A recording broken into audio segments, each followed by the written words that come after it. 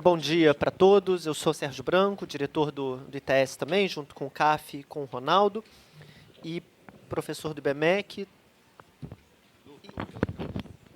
Sim, doutor pela UERJ. Obrigado, Danilo. Vamos começar a segunda mesa do dia, né, que tem como tema principal a privacidade em tempos de Big Data.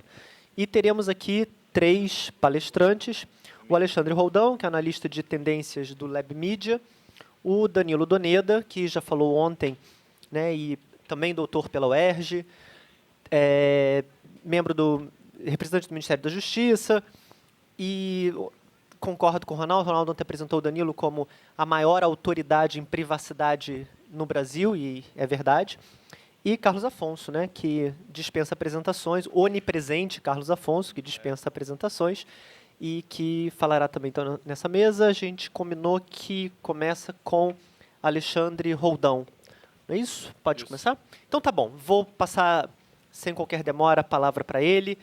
Cada apresentação, em torno de 15 minutos, para termos tempo para perguntas e debates, tá bom? Alexandre, por favor. Obrigado. Eu prometo não atrasar o almoço aí de muita gente aí. Já vi que o pessoal já está ansioso. Eu sou analista de tendências do Lab Media, e o Lab Media, na verdade, é uma empreitada de 2 jornalistas. A gente é bem pouco acadêmico, ao contrário dessa mesa, que está bem composta aqui, mas a gente é muito de observação, a gente pega muito as coisas do dia a dia. Então, eu digo que a gente difere um pouco no fato que o acadêmico ele dá uma olhada para trás para tentar fazer o presente, e a gente tenta pegar o presente e projetar para o futuro. Então, assim, a tendência do Lab Media é justamente nisso, é ver as coisas que estão caindo no colo da gente, deixar que a gente não seja tão leviano assim, para olhar uma informação como sendo só uma manchete e meia dúzia de linhas, mas também ter um discernimento do que ela vai ser daqui a 1, 2 ou 10 anos, ou se ela não vai ser nada. Então, assim, a gente também tem essa margem de erro. Então, esse painel, que é privacidade e Big Data, é muito mais do que oportuno, porque a gente vive esse momento. A questão do Big Data é uma coisa, entre aspas, muito recente, né? As pessoas vivem isso, mas ainda é um conceito simples, mas um pouco difícil de explicar, né? Em 2012, a gente começou a ouvir um pouco mais claramente sobre Big Data, que é um grande conjunto de ferramentas tecnológicas para minerar dados e dar uma organizada nisso, seja em que sentido for, né? Você pode pegar dados pessoais, dados corporativos, dados numéricos, e não necessariamente você tem um objetivo final para ele, mas você pode organizar isso. E essa organização, esse portfólio, pode servir para inúmeras coisas. Então, assim, eu acho que em 2012 foi quando a gente começou a ouvir um pouco isso, e 2 anos para cá, as coisas mudaram. Do tempo que a gente só ouvia Big Data como sendo uma coisa que seria usada muito no futuro, uma coisa um pouco de um futuro um pouco sombrio, distópico, né? A gente sempre ficou um pouco com medo dessa super inteligência que um dia organizaria toda a nossa vida sem a gente ter muito poder sobre isso. E aí você começa a ter uma visão um pouco mais realista em cima disso. Grandes empresas investem pesadamente em cima dessa história. Você tem aí HP, SAP. Na verdade, são pessoas que estão criando um futuro enquanto um presente está sendo formado, né? A gente lá no Lab Media brinca que esse tipo de questão é como você construir a ponte do outro lado, né? Você não constrói a ponte onde você bota um degrau, uma tabuinha e vai botando a segunda. Na verdade, você está caminhando no ar e botando a tábua para o outro lado, porque a coisa ainda está sendo construída no dia a dia. E eu tenho um episódio curioso, porque em 2013 eu tive numa feira única e exclusivamente para falar de Big Data, e todas essas questões de privacidade eram o tópico, né? As pessoas estavam muito preocupadas com isso, o que uma grande empresa vai fazer com meus dados, em que isso vai ser usado, até que ponto eu tenho controle ou não. E a gente vê que o Big Data está permeando vários setores, né? A gente vi, por exemplo, a prefeitura de Nova York, foi a época do furacão Sandy, em onde eles ficaram um pouco meio desprevenidos, foram pegos um pouco de calças curtas, né? A cidade virou um caos, né? Você foi literalmente jogado assim numa era de incertezas, onde por 3, 4 dias as pessoas se viram estocando água, sem luz, sem energia, praticamente um caos digno de um seriado tipo Walking Dead da vida, porque isso numa grande metrópole como Nova York. E de lá para cá, a primeira ferramenta que foi usada depois de sanada toda essa questão emergencial, a prefeitura usou o Big Data justamente para prever quais os grandes pontos de alagamento. Então, na verdade, o Big Data, ele absorve dados e devolve isso de maneiras onde você vai encaixar para sanar dificuldades. E ontem, curiosamente, quando eu já tinha sido convidado para vir para cá, a mesma empresa que tinha me convidado para ver lá em 2012 o que seria Big Data, e que a gente achava que era uma esfera muito longa, ontem a gente recebeu um convite lá na Globo News, eu trabalho na Globo News também, para ver o uso do Big Data que a seleção alemã de futebol está fazendo uso para essa Copa.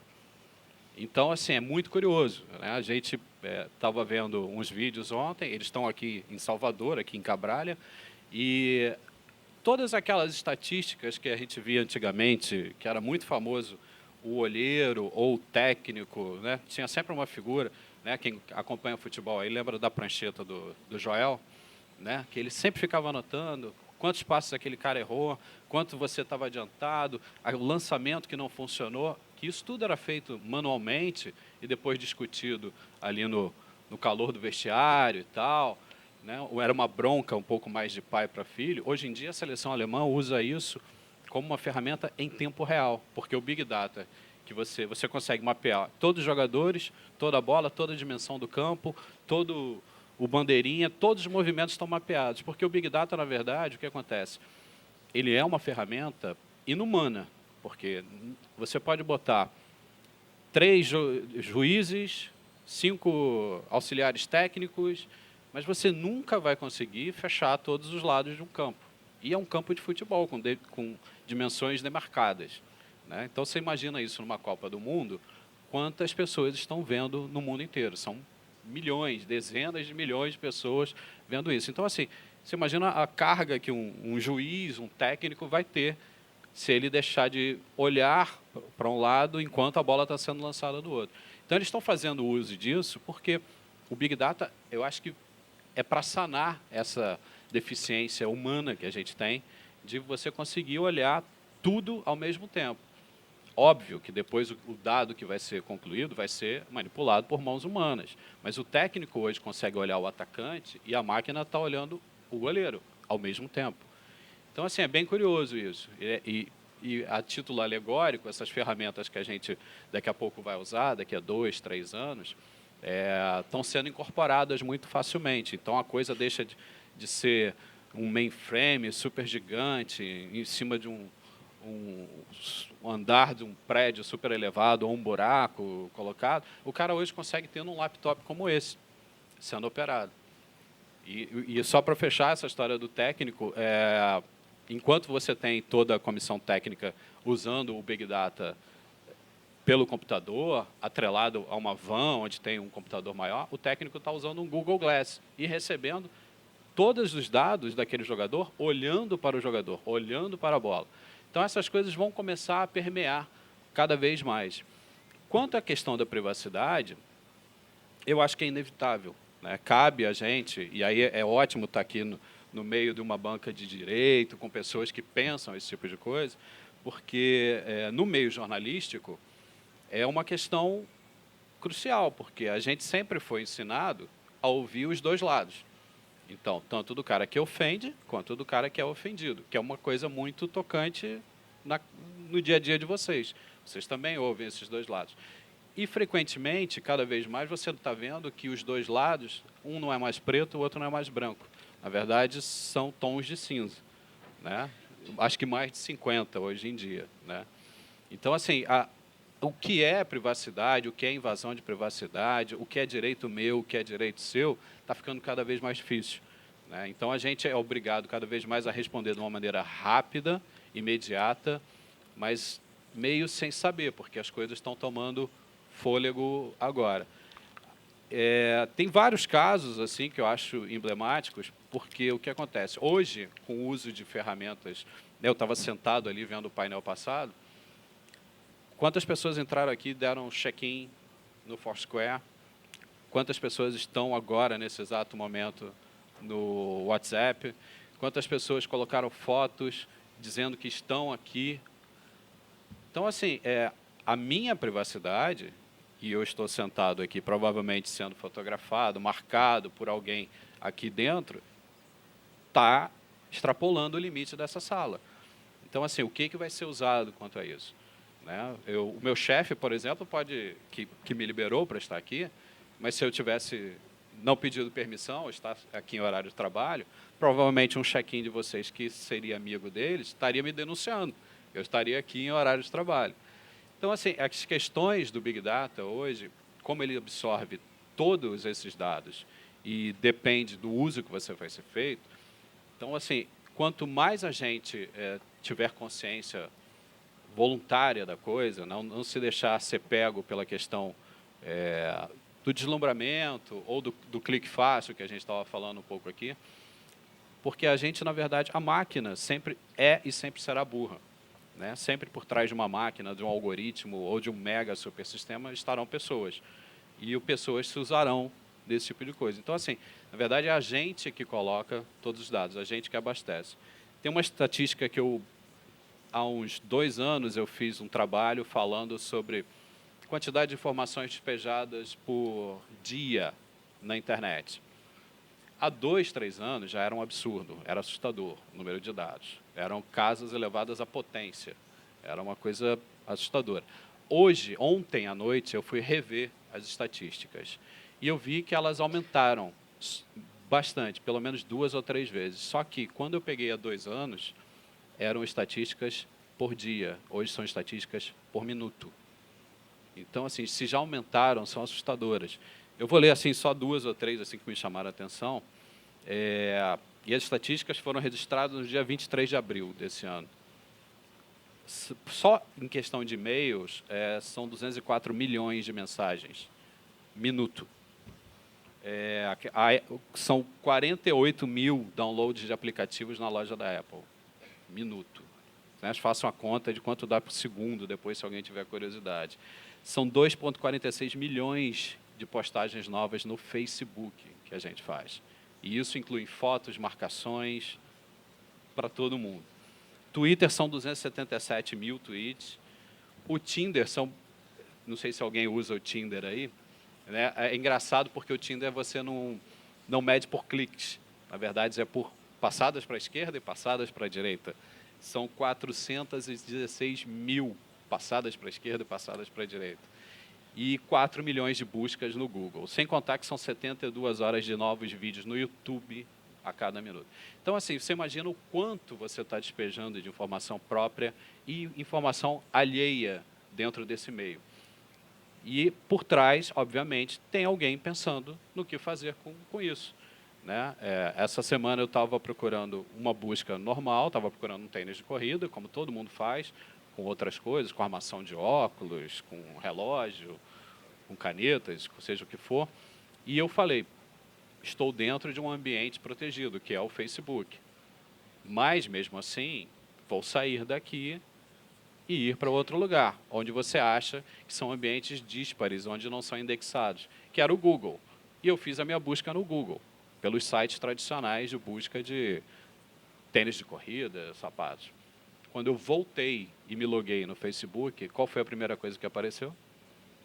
Uma propaganda de tênis de corrida. Então, assim, hoje é muito fácil, é muito imediato, as ofertas são muito sedutoras. E acho que esse que é o grande risco, é porque a gente quer ser muito preguiçoso, na verdade. Então, assim, hoje, quando você se loga num aplicativo novo, numa rede nova, você tem a possibilidade de fazer aquele cadastro longo via e-mail, com seus dados, nome, endereço, sexo, aquela coisa bem chata, bem burocrática, ou com um único clique você se loga pela sua conta do Facebook. Então, assim, todo o seu histórico é repassado para esse tipo de coisa, né? E se alguém tinha dúvidas do modelo econômico que existem por trás dessas redes, na verdade é isso. Na verdade, você está abastecendo com seus dados e alguém está trabalhando com isso tudo, né? Ele não te vende um produto, ele vende você como produto para um outro lado. Então, assim, a questão da privacidade não é só dentro da rede, né? Eu acho que os limites estão muito novos, as coisas estão mudando facilmente. Eu estou lendo recentemente o último livro do Bauman, que é Vigilância Líquida, que toca basicamente nessas questões que a gente está vivendo. E tem um capítulo muito curioso que é como legislar em cima de um drone, que é uma coisa altamente nova, né? Você aplica o quê? Uma lei usada para veículos como um helicóptero para um drone? Ou você usa, sabe, você não tem ainda limites muito definidos. Um fotógrafo brasileiro foi processado recentemente por conta disso. Ele levantou um drone na praia de Ipanema para fazer umas imagens, e era imagens da praia, aquelas imagens tradicionais que a gente vê no verão. Só que ele levantou um pouco demais e o drone ultrapassou a linha da cobertura de um prédio vizinho, onde tinha uma atriz global tomando sol na privacidade da sua casa. E aí você faz o quê? Você legisla sobre o espaço aéreo? Como é que você faz isso? O drone não é pilotado, não segue leis de tráfego. Então, assim, na verdade, ele foi processado por uma coisa que ele não estava fazendo. Então, hoje, eu acho que é premente a discussão de dizer que nem tudo que a gente acha que a gente está fazendo ou está deixando de fazer não está sendo feito. Então, assim, acho que a questão é justamente um pouco essa. A gente está nesse limite muito tênue e, sinto muito dizer, acho que continuaremos assim por um longo tempo. Acho que é isso.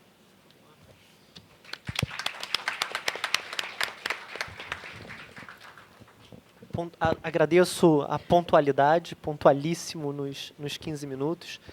Obrigado, Alexandre, pelas suas palavras tão interessantes e instigantes, na verdade. Vou passar agora, então, a palavra para o Carlos Afonso, que tem, até onde eu pude contar, 6 empregos. Não sei se ele pediu para os 6 chefes dele para estar aqui, mas talvez a situação dele seja mais dramática na mesa com relação à privacidade. Então, CAF, esperando aí que não dê problema... Oi? Porque ele tem 6 empregos, então ele tem 6 chefes e tem que pedir 6 autorizações, né? Se as pessoas ficam fazendo check-in dizendo que ele está aqui, ele pode ser pego por 6 pessoas diferentes, né? É bem complicado. CAF, então, com você aí a palavra. Bom, obrigado Sérgio, por essa apresentação tão invasiva da minha privacidade. E tendo em vista que você também é diretor do ITS, imagino que o fato de você estar na mesa comigo me autoriza a estar aqui e a não estar no nosso escritório. Pelo menos uma das outras... Ficam faltando 5. Gente, brincadeiras à parte, fiquei muito feliz em participar dessa mesa sobre privacidade, dados pessoais e Big Data. E, de início, a minha felicidade de estar nessa mesa, não só por estar com amigos e com pessoas que são especialistas nesse assunto, mas também faço minhas palavras aqui, o pedido de desculpas do Carlos Afonso, que não sou eu, o Carlos Afonso do Comitê Gestor da Internet, que estaria conosco nessa manhã, mas pediu desculpas por problemas familiares e não pôde vir. Para aqueles que não conhecem o Carlos Afonso do Comitê Gestor, pode ainda pairar a dúvida sobre se, na verdade, existem verdadeiramente 2 Carlos Afonsos, né, já que não é todo mundo que já viu os 2 juntos por aí. Então, esse seminário acaba fazendo com que o mistério permaneça. Bom, dentro dos meus 15 minutos, eu queria fazer um recorte dentro do debate sobre privacidade, Big Data novas tecnologias. Eu queria focar mais em internet das coisas, porque eu acho que esse é um tema que ainda está na sua infância no tratamento pelo direito, e eu gostaria de usar essa minha exposição como um alerta de alguns temas de investigação, de pesquisa, que podem aqui ser colocados. Quando a gente pensa em internet das coisas, acho que é importante a gente levar em consideração que algumas das estimativas mais recentes apontam que cerca de 50 bilhões de dispositivos estarão conectados à internet em 2020. E aqui eu acho que é importante a gente dar atenção à palavra dispositivos, porque quando a gente pensa em dispositivos conectados à internet, nós geralmente pensamos no celular, a gente pensa no smartphone. Esse é o dispositivo por excelência conectado à internet. E aí, quando você provoca um pouco mais a reflexão sobre esse tema, o segundo elemento que aparece nesse debate de dispositivo conectado à internet, geralmente salta já para um futuro e as pessoas vão falar do óculos do Google. E eu acho que é importante a gente preencher o espaço que está entre o celular como principal dispositivo conectado à internet 24 horas a todo momento e aparelhos ainda, dispositivos ainda lançados num futuro em que não se sabe ainda ao certo se eles ganharão aceitação, se eles serão utilizados como se espera que eles sejam no futuro. Se a gente usar o óculos do Google como algum exemplo, talvez você já tenha ouvido falar que em algumas cidades nos Estados Unidos você tem algumas pessoas neoludistas que têm agredido pessoas que saem com o Google Glass na rua, não para roubar o Google Glass, mas para tirar o Google Glass e destruir. Ou seja, é quase como que com uma questão de ativismo, ou seja, não chegue em espaço público com esse dispositivo que invade a minha privacidade sem que eu tenha dado a autorização para ser filmado. Já voltamos à questão da autorização, que essa é uma questão estritamente jurídica. Então, quando a gente trabalha com as questões ligadas à internet das coisas, eu queria justamente trabalhar com esse movimento, em que vários dispositivos começam a ser conectados à internet. Então, a gente vai do celular, do óculos do Google. Que mais? O que mais estaria conectado à internet das coisas? E aí os principais exemplos que começam a aparecer, e alguns bem presentes, é a ideia da geladeira conectada à internet. E aí, sei lá, acho que estatísticas comprovam que de 2 a 3 pessoas que falam sobre a internet das coisas usam o exemplo da geladeira para dizer do leite que vai acabar da geladeira e a sua geladeira vai mandar uma mensagem para o supermercado da esquina que já vai enviar o leite para a sua casa porque a geladeira percebeu que falta leite e o leite precisa ser comprado. É claro que tudo isso depende do seu número de cartão de crédito já está inserido em uma base de dados. Resta saber se essa base de dados será a base operada pela Brastemp ou pelo Zona Sul, ou seja lá qual for o supermercado da esquina que fará esse serviço, e como é que esses dados serão cruzados e imediatamente debitados no seu cartão de crédito a ausência do leite no compartimento da geladeira dedicado ao leite. Enfim. Esse é o exemplo de apostila que aparece em quase que todas as discussões sobre internet das coisas. Aí se fala do fogão inteligente, se fala da lava-louças inteligente, se fala do termostato da Nest, essa empresa que foi adquirida pelo Google, uma empresa de termostato chamada Nest, foi adquirida recentemente pelo Google, gerou uma grande discussão, por que o Google estaria adquirindo uma empresa de termostato, justamente para gerar essa conclusão de que a internet das coisas envolve, por parte das empresas, uma disputa para saber quem consegue ter um maior número de dispositivos conectados à internet que possam gerar um maior número de dados sobre os usuários desses dispositivos. Então, existe aqui uma corrida pela sala de estar, existe uma corrida pela residência, pelo domicílio da pessoa, para saber quais serão os dispositivos detidos por quais empresas que poderão fazer todo esse trabalho de monitoramento e geração de dados sobre aquilo que você faz no seu dia a dia. Mas, enfim, isso aqui é um panorama do que seria essa internet das coisas. Uma internet em que nós temos uma explosão de dispositivos conectados à rede, gerando dados, muitos dos quais serão dados pessoais, e esses dispositivos vão além do smartphone, vão além do celular. Eu acho que é interessante a gente pensar, pessoal, na evolução do celular, na evolução da internet móvel, como um veículo para a coleta, o tratamento e a expressão desses dados pessoais. esse fato de que nós temos e carregamos o celular conosco a todo momento, a todo canto que a gente vai, o celular se tornou quase como que um elemento integrado ao nosso corpo, e aqui não vou entrar em pesquisas que tentam qualificar o uso do celular das pessoas em categorias, enfim, tem até uma pesquisa europeia que diz aquele que anda com o celular junto é equiparado a um centauro, não vou entrar em figuras mitológicas sobre a apropriação homem-máquina, ciborgue, futuristas e pós-humanistas, mas queria trabalhar aqui com a ideia de que se nós carregamos o celular a todo momento conectado à internet, isso significa que a gente vê algum ganho, a gente vê algum lucro, a gente vê alguma vantagem em ter um celular conectado à internet 24 horas, na qual nós podemos ser acionados a todo momento. E aí eu tenho brincado com os alunos em sala de aula recentemente, dizendo, na medida em que você coloca o celular na mesa, em que você aceita o celular ligado na mesa de jantar, você deu um passo muito importante para fortalecer a chamada internet das coisas. Na medida em que você aceita que esse dispositivo possa roubar a sua atenção da conversa de um jantar por um determinado momento, e ele é parte integrante daquele ambiente, daquela relação. Mas talvez hoje em dia você não aceite que o celular esteja gravando a sua conversa do jantar. Esse passo, talvez hoje, grande parte das pessoas não esteja preparado para fazer. Esse é um passo que nós vamos começar a fazer muito em breve, já que para a internet das coisas funcionar da forma adequada, e aí resta saber em que medida o direito vai se colocar para impedir, condicionar, restringir essa capacidade onipresente de monitoramento, de gravação, esse é o ponto que eu gostaria de chamar a atenção aqui. Grande parte dos funcionamentos da internet das coisas depende de um monitoramento, de uma gravação, de uma observação constante, progressiva, permanente.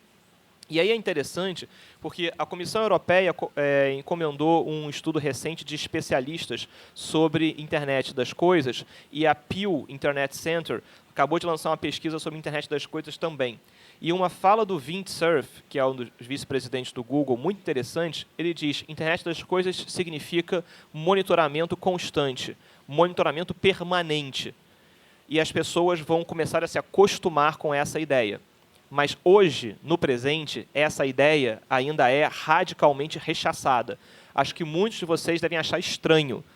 Eu não gostaria de ligar um aplicativo no meu celular que fosse me monitorar 24 horas por dia. E aí eu tenho usado muito em sala de aula esse exemplo do Shazam, que é um dispositivo para você identificar música ambiente. Acho que muitos de vocês devem conhecer esse aplicativo. Você está tocando uma música, você não sabe que música é essa, você liga aí o Shazam e ele te diz que música é essa. Super útil. Uma das últimas atualizações do Shazam permite que você deixe o dispositivo ligado por 3 dias. Ou seja, o Shazam vai gravar não apenas as músicas que tocam porque voluntariamente você assim requisitou, mas ele vai correr no background, ele vai correr numa segunda camada ali subliminar da sua vida, em que vai gravando tudo que está acontecendo à sua volta. Se você imaginar, qual é a vantagem disso? Qual é a vantagem que eu tiraria de um aplicativo como esse? A vantagem é, você vai numa festa, quer saber tudo que tocou na festa enquanto você esteve lá, deixa o Shazam ligado, ele vai te dar o line-up completo, o setlist completo da sua festa. Muito bom. Mas quando você sair da festa, você vai desligar o Shazam ou você vai deixar ele ligado por 3 dias e vai gravar todas as suas conversas também? Quem sabe você, na volta para casa, tocou uma música legal, sei lá, no táxi, no carro, ele vai gravando também. A minha dúvida e a minha pergunta, antes de entrar nas minhas 4 considerações jurídicas sobre a internet das coisas, é saber qual será o aplicativo que será simplesmente certo, que será simplesmente natural. Qual será o aplicativo que vai fazer com que você aceite o celular na mesa do jantar? Que você diga, não, essa vantagem é tão útil, é tão bom, é tão natural, que eu vou instalar e eu vou usar. E essa vai ser a sua porta de entrada para a internet das coisas, em que você vai aceitar esse monitoramento progressivo, constante, permanente. Acho que nós não chegamos lá ainda, mas eu queria dizer quais são as preocupações jurídicas que eu tenho sobre esse estado. Então, falando sobre a internet das coisas, a gente está falando dessa internet de dispositivos conectados, sem intervenção volitiva humana, sobre cada movimento de coleta, armazenamento, tratamento de dados pessoais. Esse é um momento que nós estamos caminhando a passos largos e que possui alguns condicionantes que estão acelerando esse processo. Um primeiro fundamento que acelera esse processo é o barateamento dos sensores. Sensor se torna cada vez algo mais barato. E sensor, mas como assim sensor? Não precisa ir muito longe, pessoal. Pense em estacionamento.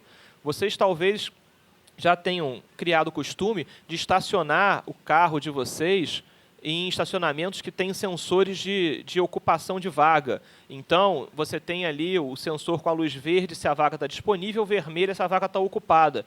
Na primeira vez que você que você vai estacionar no estacionamento que tem esse sensor, você diz, nossa, mas como é que eu procurava a vaga anteriormente sem ter essa indicação luminosa no teto de onde tem vaga, de onde não tem vaga? Isso é simplesmente muito bom.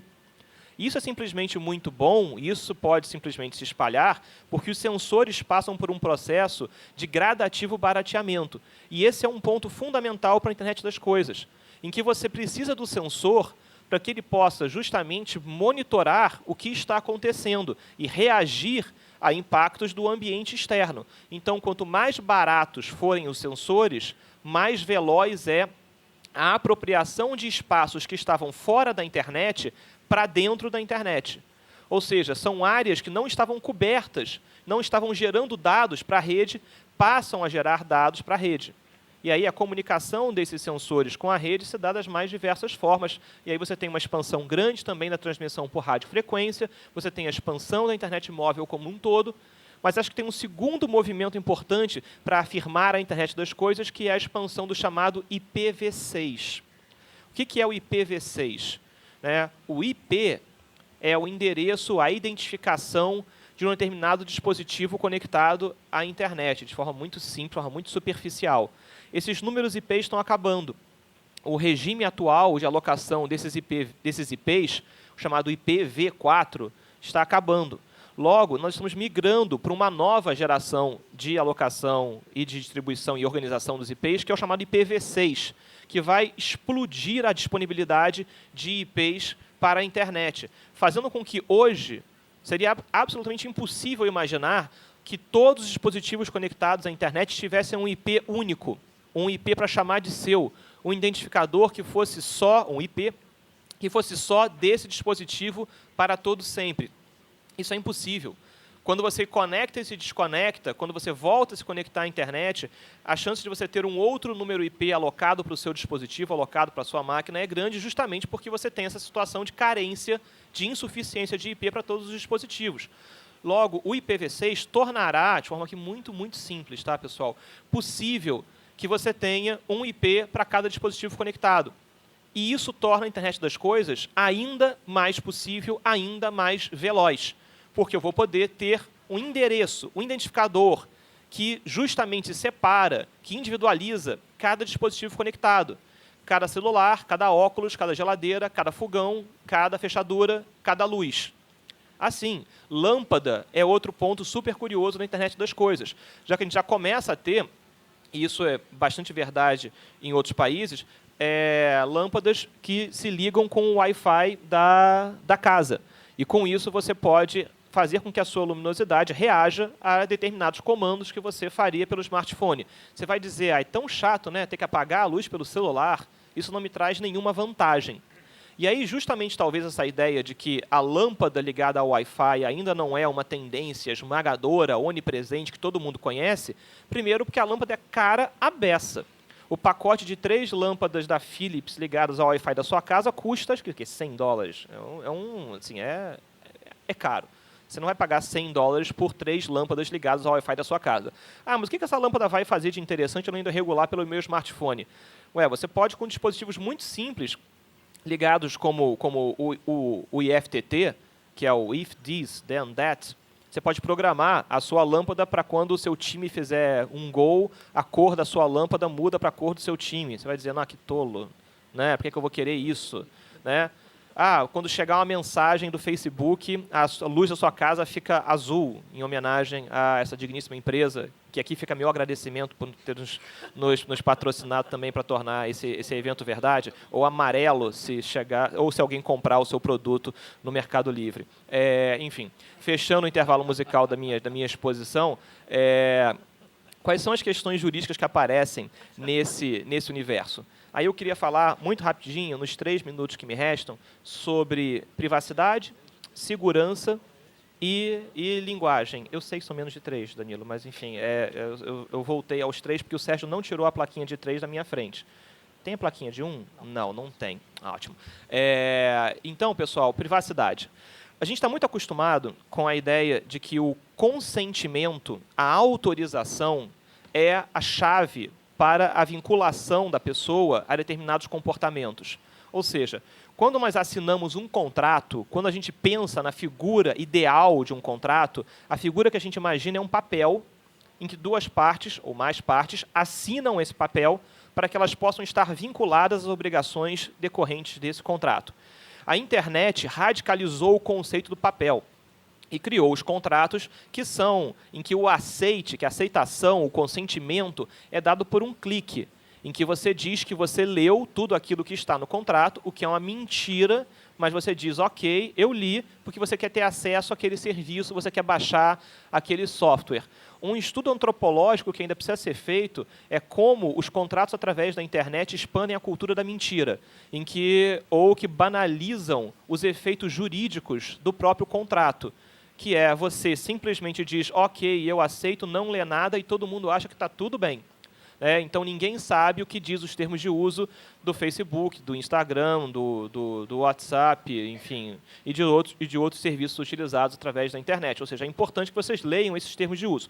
Mas, enfim, estou falando isso para dizer o seguinte. Estava em papel, virou clique, e vai virar o quê na internet das coisas? E aí o meu ponto, e é um ponto que me traz bastante temores, é que não vai virar nada. Sim, a internet das coisas representa o desaparecimento da figura do consentimento. E isso é interessante para o Marco Civil, porque o Marco Civil pede, no artigo 7º, que os dados pessoais, quando venham a ser tratados, que eles sejam tratados através de um consentimento prévio e expresso daquele que é o titular desses dados pessoais. A internet das coisas vai rivalizar o futuro do Marco Civil quando nós começarmos a ter nossos dados pessoais tratados. Não é que você assinou numa caneta, não é que você deu um clique, você não fez nada. Simplesmente porque você entrou num ambiente em que eu tenho o termostato, o sensor de movimento, a leitura de outros fatores sendo jogados na rede, você começa a ter dados potencialmente identificáveis sendo tratados. E você não deu consentimento, nem prévio, nem expresso, quiçá informado, para esse tratamento de dados. Então, me preocupa o papel do consentimento na internet das coisas, porque se a internet das coisas parte do pressuposto que a coleta e o tratamento de dados se dá entre máquinas, é automatizado, o papel do ser humano que dá o consentimento para que essa coleta e esse tratamento se inicie, absolutamente desaparece. Por mais paradoxal que seja, me preocupa na internet das coisas, não as coisas, mas as pessoas da internet das coisas. Ou seja, acho que é preciso que o direito comece a se preocupar com a proteção da pessoa na internet das coisas, para que as coisas não se tornem mais importantes do que as pessoas que alimentam a internet das coisas. Eu não vou nem fazer metáfora de Matrix do homem virar a bateria das máquinas, porque eu acho que isso não faz parte da geração de metade das pessoas sentadas nesse auditório. Para o meu grande choque, quando eu fiz uma referência sobre Matrix numa aula recente, e isso era algo que não fazia parte do acervo cultural da geração que estava do outro lado. Mas, enfim. Bom, e aí, pessoal, isso sobre consentimento e privacidade. Meu segundo ponto aqui diz respeito a questões ligadas à segurança. Nós vamos migrar para uma situação em que o tratamento, a coleta dos dados e as reações que as máquinas terão ao nosso comportamento são automatizadas. Vai dar muito errado. Vai dar muito problema. Você então quer colocar você está saindo do trabalho, você regula o ar-condicionado da sua casa pelo seu smartphone para ele ficar em 24 graus. Ele vai entender que é 12 graus. Você vai chegar, vai estar um frio desgraçado, ou vai explodir, vai dar defeito, ou você vai mandar acionar o seu fogão pelo smartphone, você ficou preso no trânsito, seu fogão aqueceu mais do que deveria. Vai dar problema. E aí a minha discussão aqui, que eu acho mais interessante, é a seguinte. Eu gosto muito de conversar com os nossos colegas que são diretores de política pública, de relações governamentais, do jurídico principalmente, das empresas de tecnologia, porque eles me parece que eles são early adopters dos principais problemas que a internet das coisas vai trazer, mas não para empresas de tecnologia, para todas as empresas da velha economia. Acho que vai ser muito interessante quando a Brastemp, o jurídico da Brastemp, começar a se preocupar o que vai acontecer quando a geladeira Brastemp rodar um sistema operacional Android, que é feito pelo Google, e um aplicativo gerado por um terceiro da geladeira Brastemp vai estragar a geladeira. De quem é a responsabilidade? Do Google, que faz o sistema operacional, do sujeito que desenvolveu o aplicativo, ou da Brastemp, que é quem empresta o hardware que, na verdade, carrega toda essa bagagem de software embutida em cima dela. Eu sei que o que eu posso estar falando agora pode parecer maluquice. E aí, o Danilo aqui na mesa, como o nosso especialista em direito do consumidor nessa bancada, vai dizer que é uma relação de consumo, que todos os agentes integrantes da relação de consumo respondem e que a Brastemp poderia ser responsabilizada. Vai ser interessante ver nessa questão de danos como isso vai se passar. E aí, minha última questão, e eu peço desculpa já aos demais integrantes da mesa por ter passado do meu tempo, especialmente ao Danilo por ter passado do meu tempo, mas o Danilo, que vocês percebem, já fazendo parte da internet das coisas, Danilo nem consentiu, nem nada, né? Enfim, é o desaparecimento do consentimento. Manteve-se impávido ao meu pedido de desculpas. Vocês sabem, como diz um professor da casa bastante conhecido, o contrário do amor não é o ódio, é o desprezo, é a indiferença. Mas, enfim, só para fechar, então, minha principal e última questão aqui é uma questão que é extrajurídica, que tangencia o direito muito remotamente, que é a questão de linguagem. Nós estamos acostumados a interagir com esses dispositivos através o computador através de mouse. Mouse ficou obsoleto, né? A gente está na época do touchscreen, em que a gente interage com os dispositivos através desse mouse que a gente veio embutido quando a gente nasceu, né? Que é a mão, o dedo lá para o touchscreen. A internet das coisas migra para um outro momento em que cada vez mais a gente aciona serviços através da voz. E quando a gente aciona serviços através da voz, existe algo que está passando desapercebido, mas é muito curioso, que é a questão, da padronização, ou seja, cada empresa tem o seu comando de voz específico. Então, para você acionar a home screen, a home page da sua televisão Panasonic, você tem que falar em inglês My Home Screen. Para acessar o óculos do Google, você tem que falar OK Glass. Tem uma questão interessante aqui, que é cada empresa está criando o seu próprio dicionário para você ativar serviços que são muito específicos de cada uma das empresas. Eu não vou nem entrar no debate de propriedade intelectual, que é o fato das empresas começarem a registrar como ativo de propriedade intelectual da sua empresa específica a linguagem que se comunica com esses dispositivos. Mas você está tendo, na verdade, verdadeiros dicionários corporativos que estão sendo criados. Então, por exemplo, você pode falar muito bem a língua da LG. Você se comunica muito bem com a sua televisão LG, sabe fazer todas as funções pela voz. Mas se te derem um óculos do Google, você é analfabeto. Você não sabe nem como mexer no óculos. Ou seja, tem uma questão de linguagem que eu acho que é importante a gente pensar. Isso, para direito, o principal reflexo é a propriedade intelectual.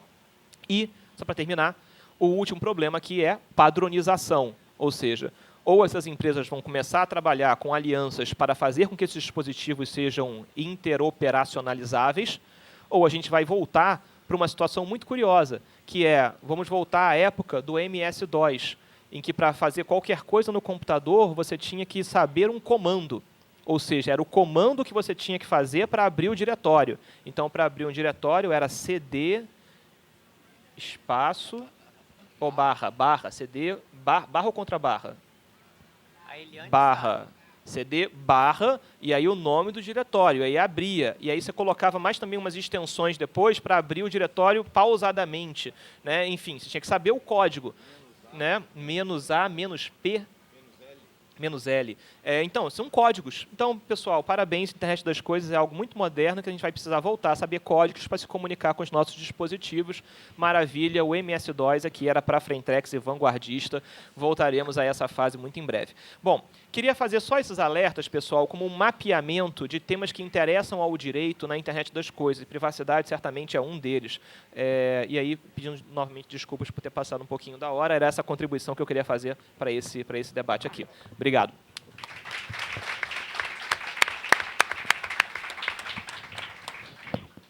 Obrigado, Carlos, por ter acabado, né?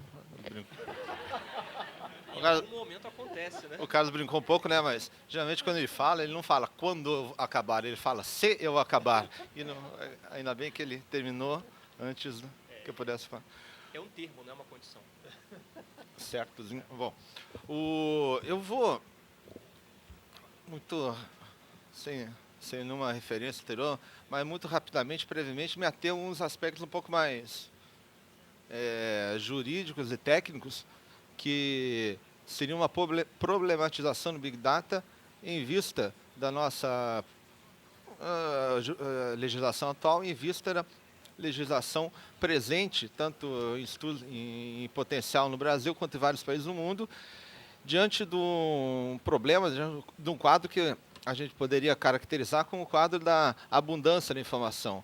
Levando em conta que hoje o que é refletido nas legislações de vários países, em projetos que existem, inclusive no Brasil, sobre regulamentação da utilização de dados pessoais, são basicamente instrumentos normativos que têm como base um paradigma que hoje em dia foi, de certa forma, invertido, enriquecido com essa mudança de informações pessoais. As primeiras leis que se dispuseram a regular a utilização, coleta de dados pessoais, foram leis que surgiram antes de um período em que o dado pessoal é quase um elemento supérfluo, abundante, presente, quase um estado de natureza, onde quer que nós vamos. A internet das coisas é grande responsável por isso, mas não somente ela, né? A eclosão, a explosão geométrica no uso de dados pessoais fomenta a construção de vários bancos de dados já prenunciáveis de cenário.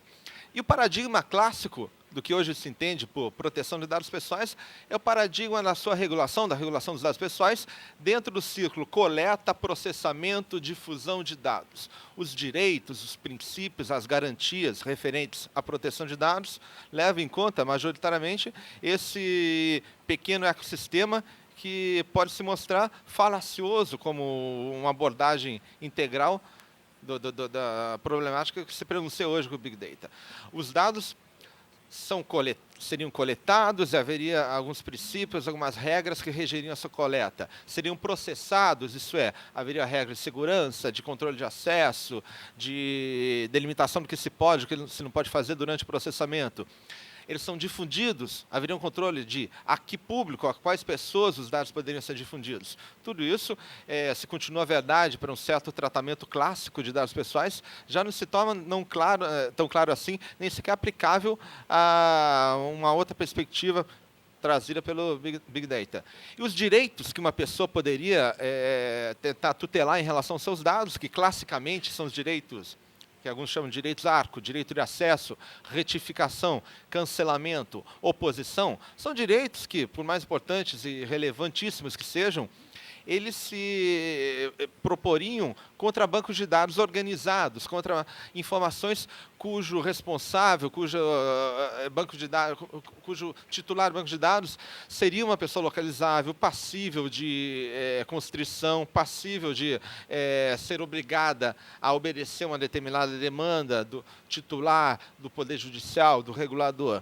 Quando vemos novamente que isso não é exatamente verdade, em várias pronunciações de utilizações corriqueiras hoje de dados em estado quase puro.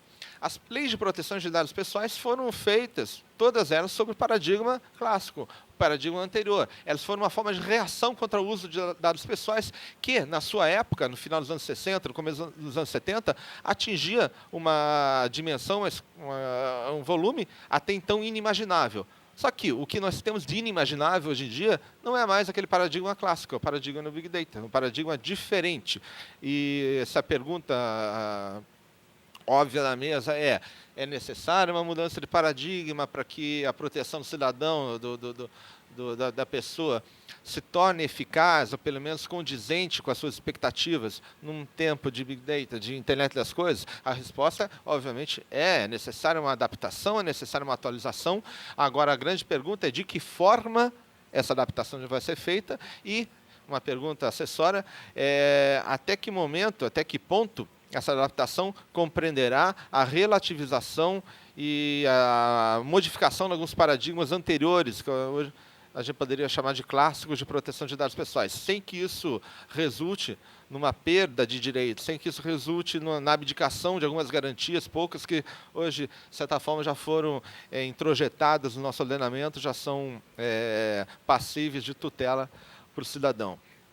Bom, sem entrar na questão que por si só é interessantíssima, muito sedutora sobre o que é o Big Data, sobre qual o cenário que levou até hoje, acho que já ficou bastante claro nas primeiras falas que estamos num cenário no qual a ubiquidade dos dados pessoais é um dado da realidade, que deve ser levado em conta por qualquer um que pretenda abordar o tema da proteção de dados pessoais sob qualquer ponto de vista.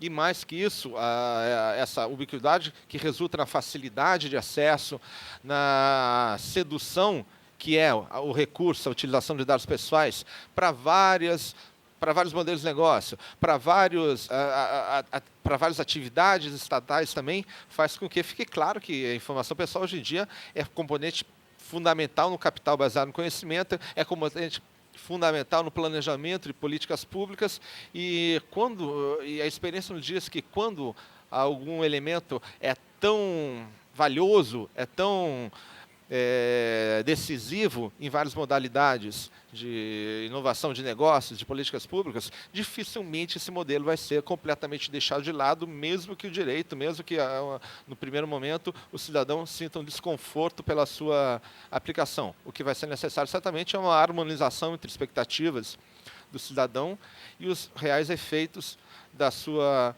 utilização.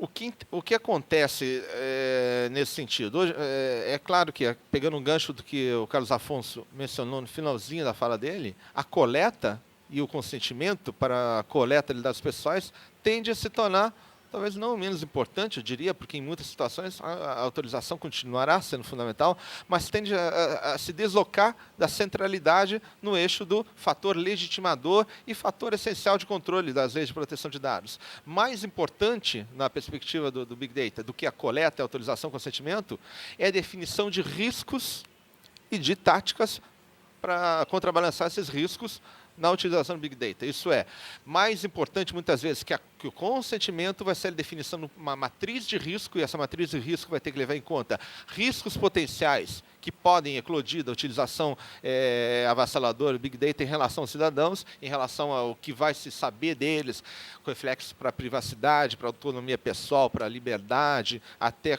para uma potencial discriminação desses sujeitos. Esses riscos têm que ser levados em conta, seus impactos negativos têm que ser verificados. Aqui, verificamos que a metáfora da geladeira, né, que mesmo tão importante, tão ubíqua nas discussões sobre Big Data, certamente vai ser substituída no momento que a discussão se torna um pouco mais avantajada, um pouco mais concreta, por outras, um pouco mais amplas e mais, digamos assim, até assustadoras. Por exemplo, o Smart Grid, que são as redes elétricas inteligentes, as novas modalidades de distribuição de energia elétrica. No Brasil, eles estão num estado muito primário de implementação e regulação, mas que são realidades em vários outros países.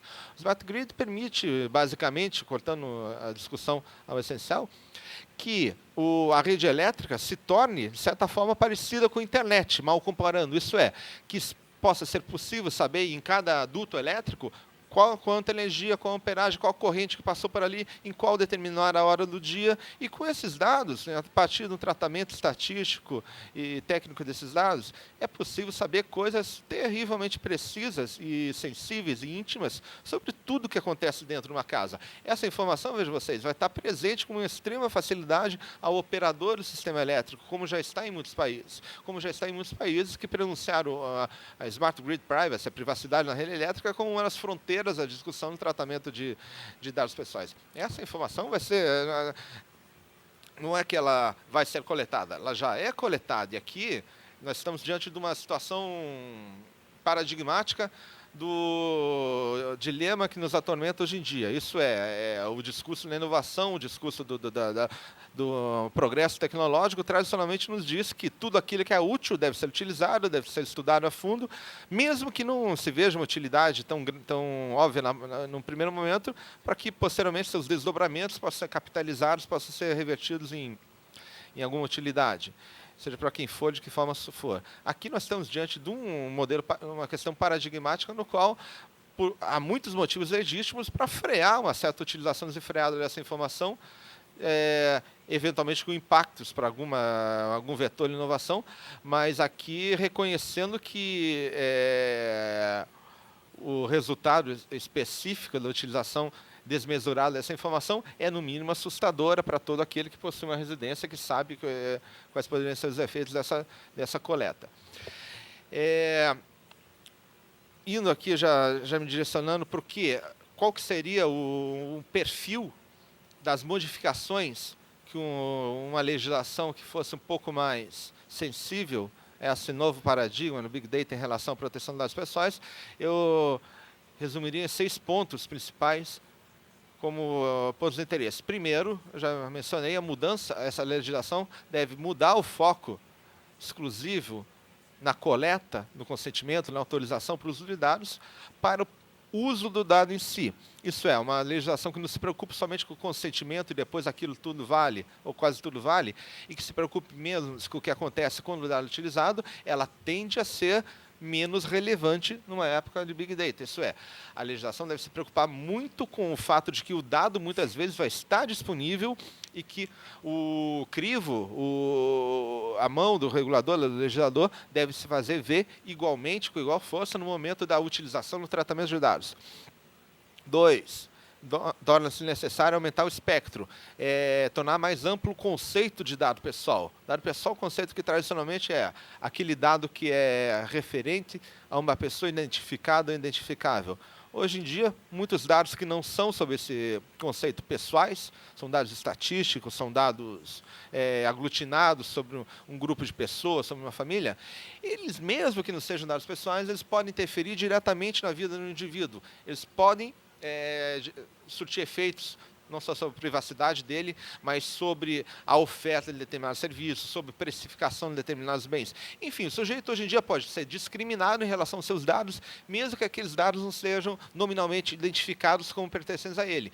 Então, também no espectro de preocupação com Big Data, o alargamento do conceito de dados pessoais para perfis de dados, ainda que não nominados, e grupos de dados referentes a um grupo de pessoas determinadas também se torna relevante.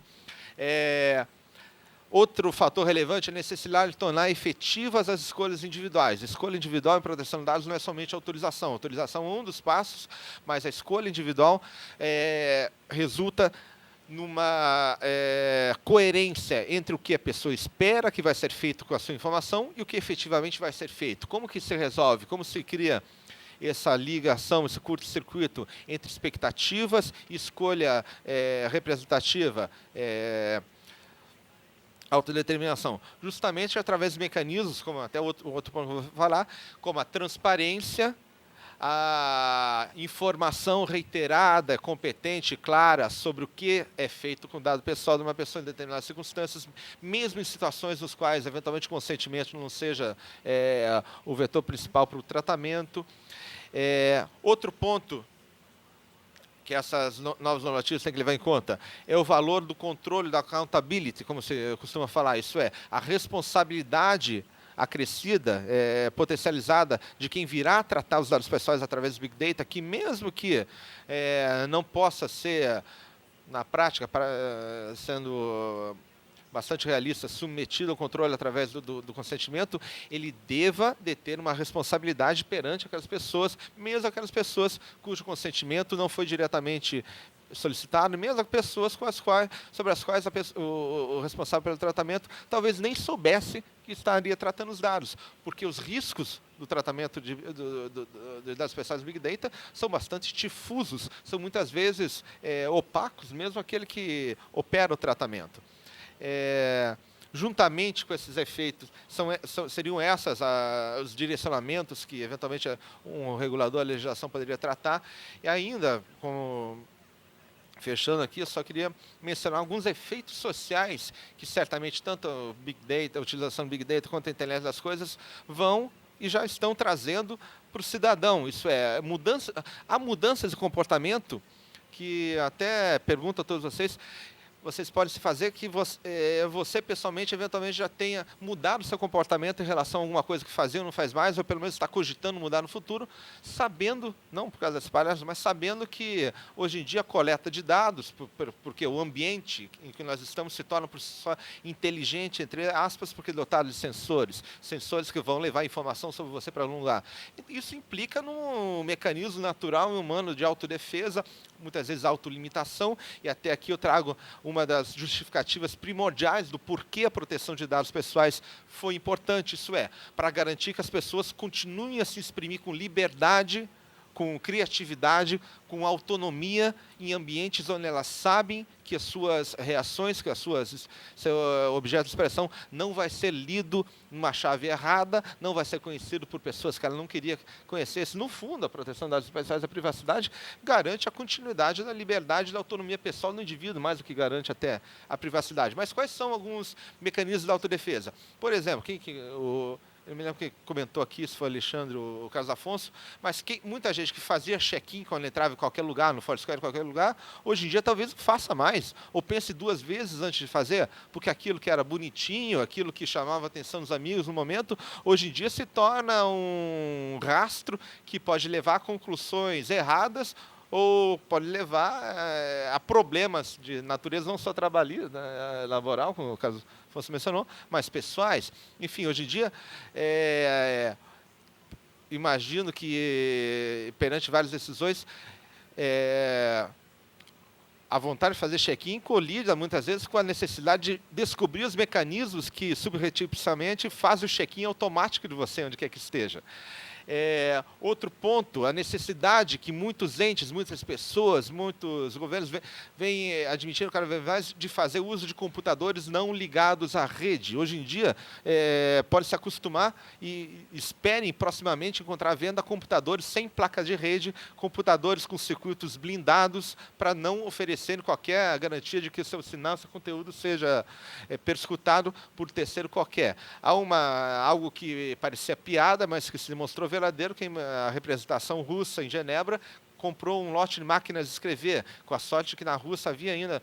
Na Rússia, hoje em dia, existem fabricantes de válvulas, isso para os amantes de amplificação é fundamental, mas também de máquinas de escrever. Aproveitando essa base industrial derivada do stalinismo, os russos conseguiram popular a sua embaixada de máquinas de escrever. Mas as representações diplomáticas brasileiras, saibam vocês, também, hoje em dia, são dotadas de salas com computadores protegidos contra qualquer conexão à internet. Tanto vocês podem ver que o recente vazamento de Itamaraty, para quem foi mais curioso, não revelou nenhuma informação tão sensível assim. Outro ponto, reuniões pessoais, empresariais, cada vez mais tem nos aparatos eletrônicos convidados indesejáveis. Muitos governos, muitas empresas promovem reuniões de cúpula, reuniões onde são discutidas informações sensíveis, sem a presença de aparatos eletrônicos. Logo depois que a questão Snow eclodiu, me lembro de uma reportagem da Economist que tinha um quadro que passou desapercebido por muita gente, mas que trazia algumas dicas para se proteger na era pós-Snow sobre privacidade. E uma das dicas era para empresários de alto rango, quando forem discutir questões fundamentais, realizarem reuniões nus, como única forma de se proteger contra qualquer tipo de vigilância possível. Como conclusão final, eu diria que talvez, diante de tudo isso, o celular nunca entre na sala de jantar, Carlos Afonso. Claro que no momento que estaremos nos perguntando sobre isso, o problema não vai mais ser o celular. Mas, eventualmente, seja o momento de dar um certo passo atrás e evitar que algumas tecnologias entrem nas vísceras de alguns elementos básicos da nossa pessoa, da nossa sociabilidade, como única forma de preservar algumas interações sociais que não são somente tradição, são parte da nossa composição social. E é isso que eu queria mencionar.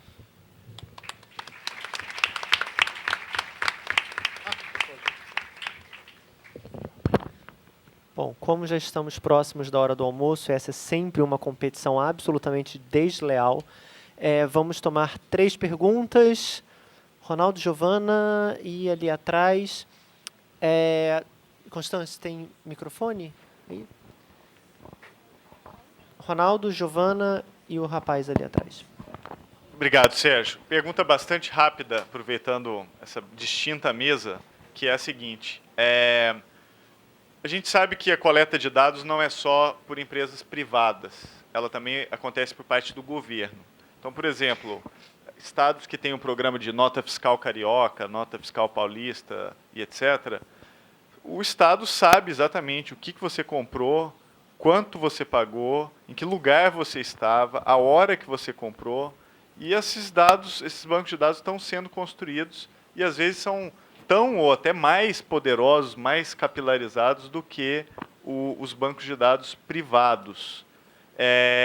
Sem falar a questão da biometria, está todo mundo colocando o dedinho lá, tem a questão também da cessão dos dados do TRE, que foi feita de uma forma meio apressada, eu diria, para uma empresa privada e tal. Então, minha pergunta é, como criar uma política de privacidade que proteja o cidadão com relação à coleta de dados feita pelo Estado? Ok, Giovana. Oi, meu nome é Giovana, eu sou aluna da Fundação Getúlio Vargas, e a minha pergunta é a seguinte: aqui na banca a gente falou muito sobre proteção de dados pessoais e a privacidade, mas, ao mesmo tempo, não pode se deixar de levar em conta que o Big Data também proporciona diversos aspectos importantes para a inovação relacionados aos mais diversos setores da sociedade e da economia. Então, como que se faz uma proteção adequada e efetiva dos dados pessoais, mas, ao mesmo tempo, não se deixa inibir a capacidade de pessoas e de empresas de inovar nesse sentido? Muito bem. Terceira pergunta, ali do rapaz. Aí, se você puder se apresentar também. Bom dia, meu nome é Vitor, eu sou mestrando aqui na UERJ. E a pergunta que eu queria fazer é no seguinte sentido: fala-se muito de tecnologia enquanto avanço, progresso.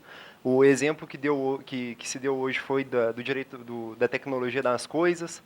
E a minha questão é no seguinte: se por um lado você consegue ver uma luz que fica da cor do seu time quando o seu time faz o gol, uma geladeira que avisa que o leite está acabando. Por outro lado, recentemente, isso é numa área diferente, mas na área de tecnologia, o diretor da Bayer falou que o objetivo da Bayer não é produzir medicamentos para os pobres da Índia. Então, como a tecnologia pode ser realmente um avanço, um progresso, mas para além da questão econômica, ser um avanço em uma tecnologia, ser um avanço, um progresso para questões não somente econômicas? Ok, eu vou manter também a ordem da apresentação e aí cada um dos palestrantes responde as perguntas da maneira que achar mais adequada e faz as suas considerações finais. Então, Alexandre, começando por você, por favor. Começando pela questão do Ronaldo, como é que hoje se protege da excessiva coleta de dados pelo Estado? Eu acho que utilizando as ferramentas do próprio Estado. A mesa anterior aqui, a gente acabou de falar de marco civil, que é uma forma de você regulamentar toda uma sociedade. Então, assim, eu acho que hoje não dá para mais a gente ter aquela noção de que o Estado é um organismo supranação que manda tudo de cima para baixo e a gente acata. Na verdade, o Molon aqui falou várias vezes, os outros integrantes da mesa, na verdade, você tem que mergulhar dentro do Estado, entrar pela boca do bicho e trabalhar por dentro. Na verdade, você trabalhando questões de lei, questões de ordem e delimitando certas ações, que, na verdade, o Ronaldo está aí para falar, o Marco Civil não foi um projeto de um rascunho único. Ele foi sendo alterado gradativamente e cada vez mais com o uso das questões da sociedade. Ele não saiu pronto e foi aprovado lá dentro. Na verdade, o primeiro rascunho veio para cá e as pessoas falaram, mas e essa questão? E aquela? E aquela outra? Então, eu acho que a questão de você trabalhar a questão do uso dos seus dados privados enquanto sociedade pelo Estado, na verdade, é entrando para o Estado e trabalhando pela parte de dentro. A questão da Giovana, como é que faz para não se matar a inovação ao mesmo tempo em que não tenta se demonizar o Big Data, na verdade, eu acho que trafega um pouco na mesma linha. Eu acho que a gente tem que ter muita ciência, andar um pouco parelho com as questões, porque, ao mesmo tempo que os órgãos reguladores também não sabem o que fazer, a gente também não sabe. Então, assim, mesmo quem desenvolve o Big Data sabe que ali existe um grande potencial, mas que pode ser aplicado 10% agora. E os outros 90%, onde é que vão entrar? Então, assim, acho que é um projeto em construção e, assim, como tudo, você vai sofrer pelo caminho. Algumas coisas vão sofrer, algumas liberdades vão ser cerceadas, alguns valores vão ser atropelados, mas você vai continuar. Algum ramo desse grupo vai trabalhar em cima de inovação e desenvolvimento. Acho que cabe a gente também, como a questão do Ronaldo, ficar muito atento, trabalhar dos dois lados. E a última questão do Vitor, se eu não me engano, é trabalhar a Big Data para além da questão econômica.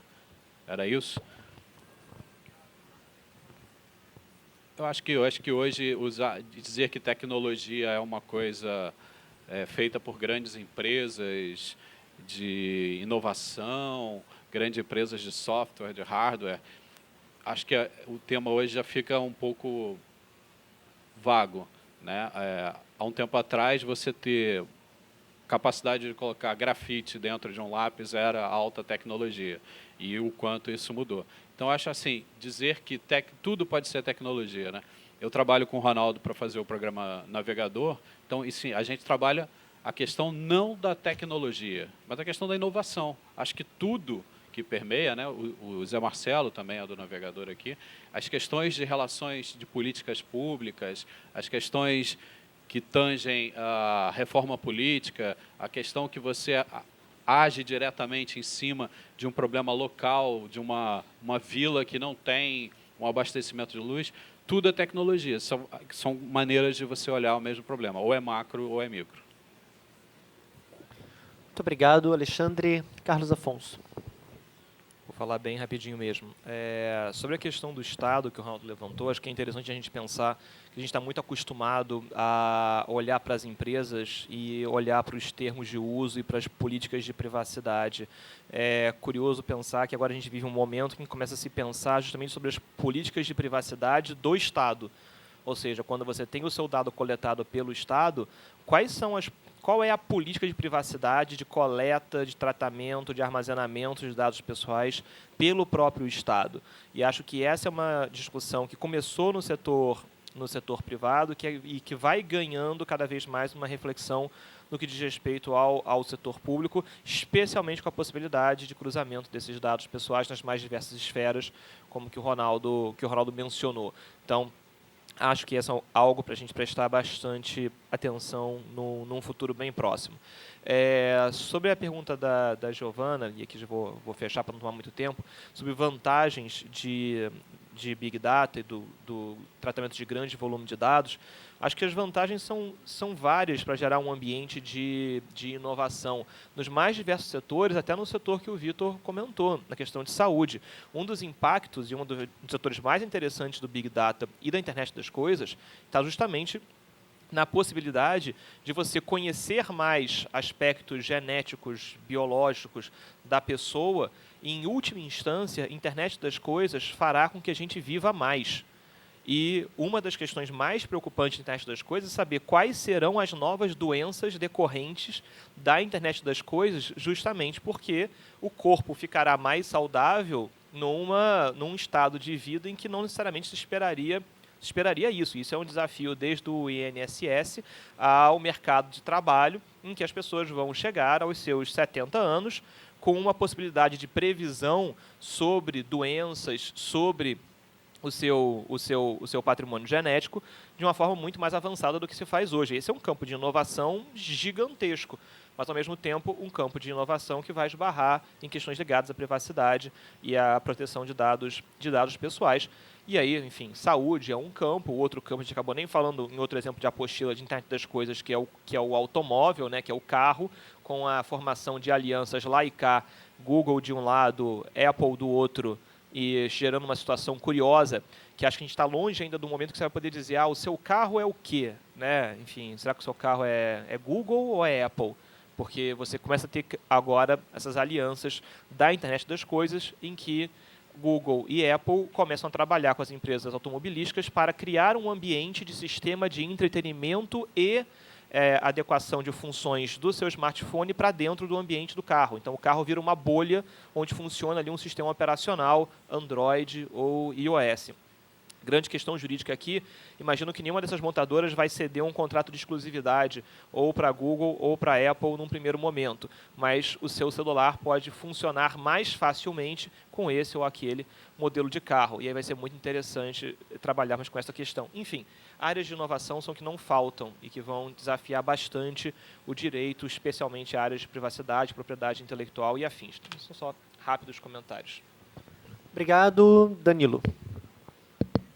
Em relação ao que o Ronaldo mencionou, da utilização de dados pelo governo, a preocupação normativa em tratar a proteção de dados surgiu justamente como uma reação às práticas governamentais de utilização de dados pessoais para planificação social e para, propriamente, vigilância. A famosa sentença do Tribunal Constitucional Alemão sobre autodeterminação informativa foi sobre um uso extremamente abusivo de dados de cidadãos alemães pelo governo no censo de 1980. Agora, hoje em dia, se por um lado é verdade que o setor privado se tornou, em muitas frentes, o grande sujeito que está na linha de frente das utilizações mais inovadoras e mais, muitas vezes, arriscadas do ponto de vista do cidadão de dados pessoais, é verdade também que o governo não fica atrás, que muitos governos não ficam atrás com usos massificados de dados pessoais, isso sem entrar na questão da utilização de dados pessoais para a questão de inteligência, que mereceria um quadro à parte. Mas eu entendo que qualquer legislação, qualquer iniciativa regulatória que pretenda promover a proteção de dados pessoais deve se centrar no cidadão, nas garantias que ele vai ter contra quem quer que seja, contra uma empresa privada, contra um ente governamental, e se houver um desbalanceamento da proteção do cidadão entre uma dessas duas esferas, uma legislação, um modelo de proteção de dados não vai ser sustentável nem juridicamente, nem sequer moralmente diante do ente que for maior prejudicado. O equilíbrio aqui é bastante sensível. Isso não quer dizer que as prerrogativas são exatamente as mesmas. Muitas vezes o governo, por ter instâncias de controle específicas, pode ter algumas facilidades, alguns pontos e dificuldades no outro. Há ajustes a serem feitos, particularidades a serem levados em conta, mas uma coisa é verdade: o setor privado ele não pode ser o único marginalizado, o único, de certa forma, acarretar com as externalidades negativas numa eventual legislação de proteção de dados. E, às vezes, isso é um pouco complicado de tratar entre determinadas esferas do governo, que tratam de muitos pontos, muitas políticas públicas, até de um ponto de vista eminentemente tecnocrático. Isso é, com mais dados eu faço minha função em menos tempo, com menos pessoas e com maior eficiência. Mas, em muitas instâncias, a própria administração pública vai ter que reconhecer, dar um passo atrás, que algumas atividades, eventualmente, serão dificultadas em prol do quê? De uma proteção equânime e necessária para o cidadão hoje em dia. Em relação à menção da Giovana, em relação ao equilíbrio entre proteção de dados e inovação, bom, não há resposta para isso, mas não é uma resposta fechada para isso, fora o fato de que, certamente, correr solto não é uma opção para o desenvolvimento tecnológico, no momento em que se prenunciam e já se verificam concretamente vários problemas associados a utilizações talvez não explícitas, talvez secundárias, mas extremamente danosas das pessoas. Agora, o que acontece? O legislador, o Estado regulador, ele vai ser... Se por um lado ele pode, através de políticas de fomento, inovação, ele pode incentivar a criação de uma determinada indústria no setor de negócio. Quando vai tratar de proteção de dados, ele vai, evidentemente, limitar de alguma forma o que se pode fazer, o que é uma parte natural da dialética regulatória. O setor privado tem a liberdade absoluta e o legislador vai impor certos limites. É claro que isso não é um mal em si, o que é necessário é que esses limites sejam parte de um pacto social no qual o cidadão seja representado como destinatário direto e concreto dos benefícios que decorrem daquela limitação.